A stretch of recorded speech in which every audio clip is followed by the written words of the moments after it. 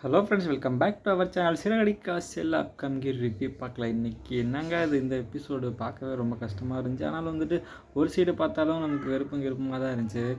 மனோஜ் போயிட்டு அவங்கள்ட்ட அடி வாங்கிட்டு பொண்டாட்டி இது மாதிரி தான் சொல்லிவிட்டு அவங்க பண்ணுற ஒரு கூத்து இருக்கே. அதே போல் எங்கிட்ட பார்த்தீங்கன்னா முத்து சப்போர்ட் பண்ணி பேசுகிறதால வந்துட்டு சீதாவை பிடிச்சி அந்த அருண் சைக்கோ பிடிச்சி அந்த மாதிரி அடிச்சிட்டான்.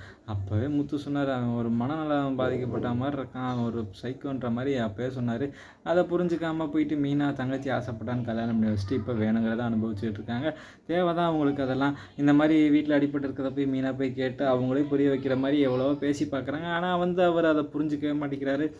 சண்டை பெரிய சண்டையாக தான் போயிட்டுருக்கு. அடுத்து இங்கே பார்த்தீங்கன்னா கோர்ட்டில் ஹியரிங் வருதா, செல்வத்துக்கு எப்படியோ வந்துட்டு பேசி ஜாமீன் எப்படியோ வாங்கி கொடுத்துட்றாங்க. அது ஒரு போயிட்டுருக்குன்னா இங்கிட்ட பார்த்தீங்கன்னா மனோஜ் கேஸ் போயிட்டுருக்கு. அந்த டைவர்ஸ் கேஸ் என்ன மாதிரி போயிட்டுருக்கு இதுன்னு எல்லாத்தையும் அந்த மாதிரி வித்யா இவங்களாம் கூட்டு வந்துட்டு முருகன் எல்லாமே சொல்கிறாங்க.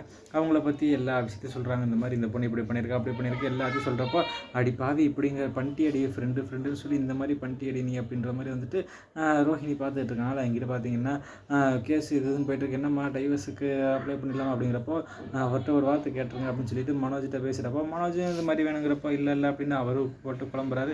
அவன் என் ஒய்ஃபு, எனக்கு அவள் வேணும் அப்படின்ற மாதிரி வந்து மனோஜும் இங்கே பார்த்து சொல்கிறாரா. ஒரே குழப்படியாக இருக்குது. என்னப்பா நீ மாற்றி பேசிக்கிட்டு இருக்க, டைவர்ஸ் வேணுமா வேணாமா அப்படின்னு கேட்டுட்டு இருக்கப்போ அந்த வக்கீலமாகவே கடுப்பாயிருது. என்னங்க நீங்கள் உங்கள் பிள்ளைய இது பண்ணியிருக்கீங்க அப்படிங்கிற மாதிரி சொல்கிற அளவுக்கு மனோஜ் போட்டு குழப்பி வச்சிடுறாங்க ரோஹிணி. அவரால் எதுவுமே சொல்ல முடியாத அளவுக்கு வந்து ரோஹிணி குழப்பி வச்சிடுறாங்க.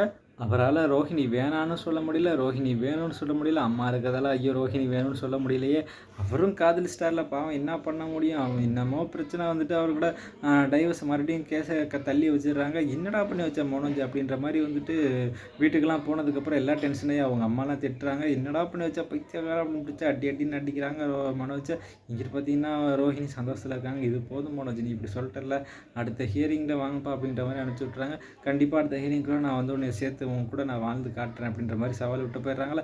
இங்கே மனோஜ் ஒன்றும் புரியாமல் இருக்காங்க. விஜய் வீட்டுக்கு கூட பார்த்துக்கலாம் அப்படின்னு சொல்லி வீட்டுக்கு போயிட்டு உனக்கு இருக்குடா மாவனே அப்படின்ற மாதிரி வேலுன்னு வெளியில் அப்படியே முறைச்சி பார்க்குறாங்க. மனோஜ் ஆஹா மாட்டணும்டா அப்படின்ற மாதிரி வந்து மனோஜ் பார்க்குறாரு. ஓகே ஃப்ரெண்ட்ஸ், இந்த வீடியோ பிடிச்சா மறக்காமல் லைக் பண்ணி ஷேர் பண்ணி சப்ஸ்கிரைப் பண்ணிடுங்க. Thank you friends.